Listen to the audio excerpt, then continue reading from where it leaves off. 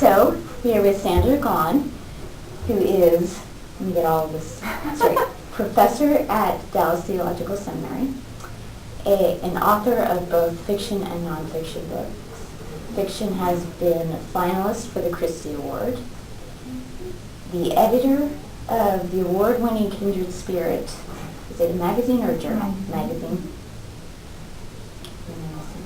Mother and wife. There you go.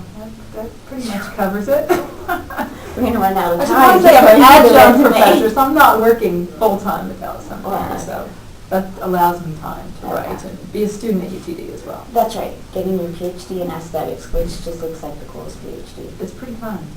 It's pretty fun. If I ever go back, I'm going to go for something like that. Probably should.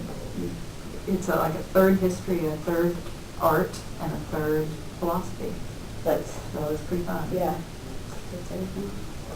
Well, let me start off with just asking on a personal level, how has your art impacted your theology, and how has your theology impacted your art? Good question. My art is writing, as you said, particularly fiction writing. And I think the first time I really thought about how the two come together was when I watched a creativity video called Creativity Touching the Divine. The Roman Catholic Church puts it out. And they had Madeline L'Engle, who wrote Wrinkle in Time, talking about how she said, people ask me how, if my theology influences my writing. And she said it's the other way around. My writing affects my theology. And well, who knows what she meant by that, but it got me really thinking about that. And I do write some nonfiction, and one of my passions has been looking at the embryo, reproductive issues, embryonic technology. And one of the things I discovered as I tried to write on that subject was how inexact some of my views were. And by writing down on paper what my theology was, it revealed to me holes in my thinking and my arguing. I'll give you an example. I used to argue that the reason we value the human embryo is based on, our biblical reason for that is Psalm 139, because we're fearfully and wonderfully made. That's all true. The challenge to that came, though, when I went to write on that, and I had some Orthodox Jewish friends who consider themselves pro-choice. And I said, how can we come to this same text and see it so differently? And they said, well, you're talking about, the psalmist is talking about weaving me in my mother's womb. And we're talking about letting people experiment on what is not yet transferred to the womb. And I had to go back and relook at that. And I am still very pro-life, but I argue completely differently now. I argue it on the basis of dominion.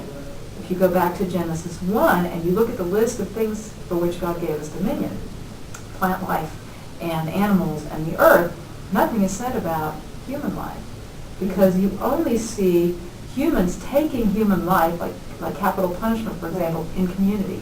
You never see an individual charged with having dominion over other life and death, which is why we shouldn't pull the plug, why we should respect the human embryo, because we are capable of doing it, but it falls outside of our area of dominion.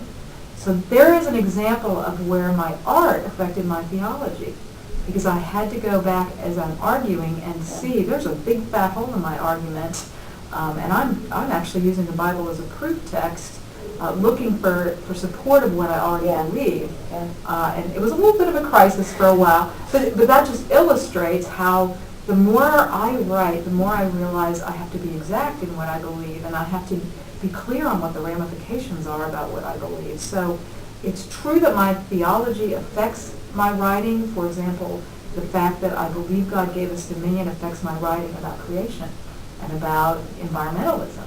It comes from Genesis 1 and what we're given dominion for. So definitely my theology affects my writing, but I would say even more than that, my writing affects my theology. As I go to articulate what I believe, I have to really know. The way you wear your hair, the way you sip your